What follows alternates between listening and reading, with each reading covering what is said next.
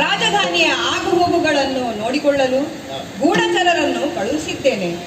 ಅವರು ಬಂದಿದ್ದಾರಂತೆ. ಯಾರದು? ಪ್ರಭು, ಬಂಧಿಸಿಕೊಂಡಿದ್ದೇನೆ.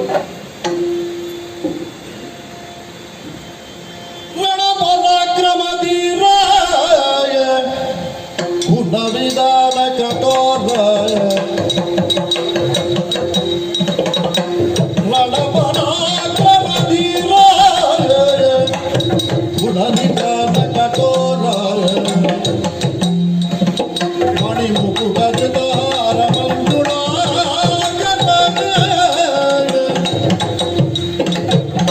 ಧರ್ಮಗಳಲ್ಲಿ ಧೈರ್ಯವಾನಿಗಳಲ್ಲಿ ನಿರ್ಮಲಾತ್ಮಕರೆಂದು ನಿನ್ನ ಹೊಗಳುವರು.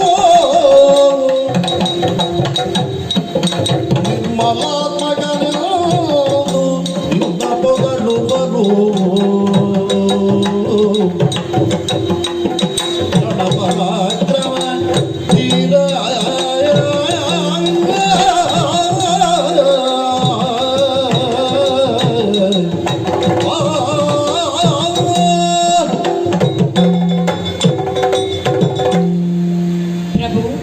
ಕಾಲವಲ್ಲದ ಕಾಲದಲ್ಲಿ ನಿಮ್ಮಲ್ಲಿಗೆ ಬಂದು ನಿಮ್ಮ ಏಕಾಂತವನ್ನು ಭಂಗಪಡಿಸುವುದಕ್ಕೆ ಕ್ಷಮೆಯಾಚಿಸುತ್ತೇನೆ ದೇವ. ಶ್ರೀರಾಮ ಜಯ ರಾಮ ಜಯ ಜಯ ರಾಮ ಎಂದು ಇಡೀ ರಾಜ್ಯ ನಿಮ್ಮ ಪ್ರಶಂಸನೆ ಹೇಳುತ್ತಾ ಇದೆ. ಆದರೆ ದೇವ, ನಿಮ್ಮಲ್ಲಿ ಮಾತನಾಡಬೇಕು ಎಂಬ ಅನಿವಾರ್ಯತೆ ಇದ್ದುದರಿಂದ ನಿಮ್ಮಲ್ಲಿಗೆ ಬಂದೆ. ಪ್ರಭು, ಯಾವ ಮಾತು ನಾವು ಹೇಳಬಾರದು, ಯಾವ ಮಾತು ನಾವು ಕೇಳಬಾರದು ಅಂತ ಕಟು ವಾಕ್ಯವನ್ನು ಕೇಳುವಂತಾಯ್ತು ದೇವ. ಆ ಮಾತನ್ನು ನಿಮ್ಮಲ್ಲಿ ಹೇಳದೆ ನಾನು ಉಳಿಯಲಾರೇನೋ ದೇವ, ನಾ ಹೇಳಲಾರೇನು. ಭದ್ರ, ಅಂತಹ ಸಂಕಷ್ಟದ ಸಮಯ ಏನು ಒದಗಿ ಬಂತು? ನಿನ್ನ ಮನಸ್ಸಿನಲ್ಲಿ ಏನೋ ಕೋಲಾಹಲ, ಮಾತಿನಲ್ಲಿ ಕಳವಳ, ಮುಖದಲ್ಲಿ ಭೀತಿ ಎದ್ದು ಕಾಣುತ್ತಾ ಇದೆ. ಅದೇನೆಂದು ಭೀತಿ ಇಲ್ಲದೆ ನಿರ್ಭೀತಿಯಿಂದ ತಿಳಿಸುವಂತವನಾಗು. ಸ್ವಾಮಿ, ಬಲ್ಲಿದವರಾಯ ಕುಲದೈವ ನೀನೆಂದು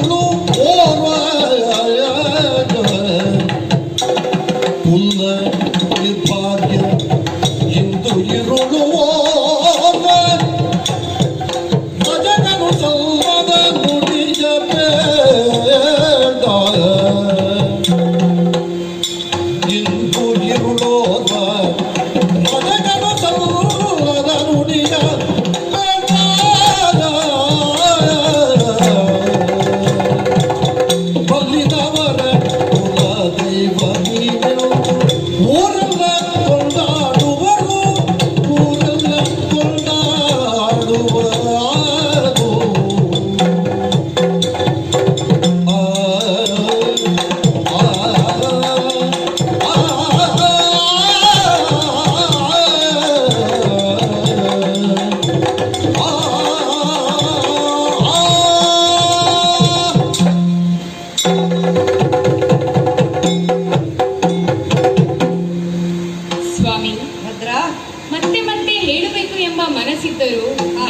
ತಡವರಿಸುತ್ತಾ ಇದೆ. ದೇಶದ ಎಲ್ಲೆಡೆ ವೇಷವನ್ನು ಮರೆಸಿ ಪ್ರಜೆಗಳ ಸುಖ ದುಃಖ ಹಾಗೂ ರಾಜ್ಯ ಆಡಳಿತ ಓರೆಕೋರೆಗಳನ್ನು ತಿಳಿಲಿಕ್ಕೆ ನಮ್ಮನ್ನು ನೇಮಿಸಿದವರು ತಾವು.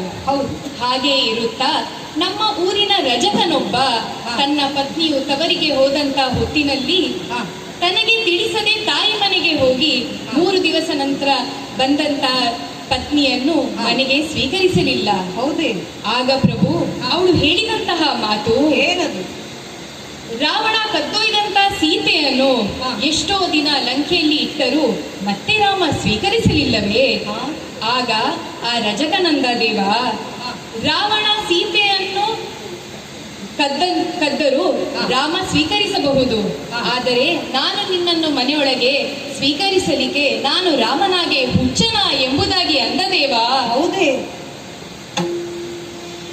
ನುಡಿಗೇಳುತ್ತ ಕೈಯ ಧನುಷರ ಪೊಡವಿ ಕುದುರಿದು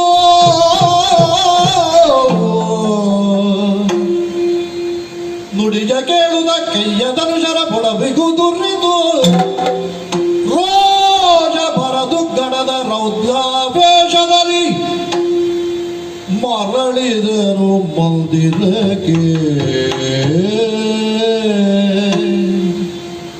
ಮಿಡುಗುತ್ತಿದ್ದರು ಮನಸ್ಸಿನಲ್ಲಿ